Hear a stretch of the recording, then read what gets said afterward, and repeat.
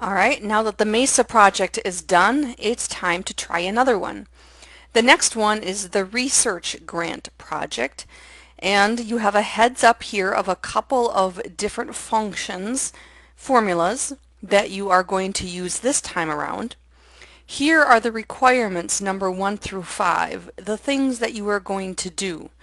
And here is the file that you are going to be working with.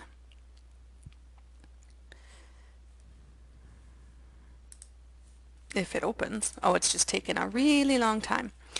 As it opens, take a look at this first note here. It says, note the comment in Excel about the grant number. And the reason I had to put that in is people were missing it. So there's a comment right here, and you can tell because there's a caret there. And if you hover over it, you can see the note.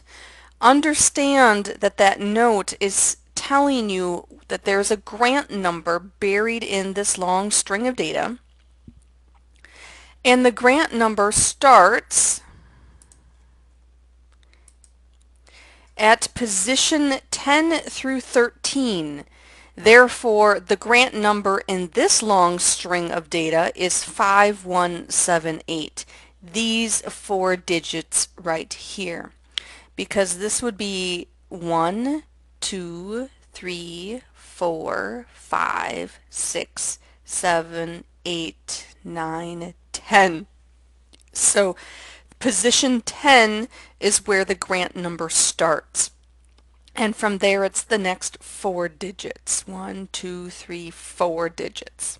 Okay, so that's what that comment is telling you. And the reason I tell you to see that is because the very next thing you actually do is sort the data. And so that comment is no longer at the top, and people were completely missing the comment. And then they would get to the step number 3 and not have any clue where the grant number is and what the heck this grant number was supposed to be. So I don't know that there's a lot of other things to give you a heads up on this one. Here's the drop box that you can put it in when you're done, and here is the grading rubric that you can use as a reference if you are curious to know how many points each one of those 5 things were. I guess there's only 4 things listed here because one of the 5 was just a note for you to notice something. So not a lot to say on that one.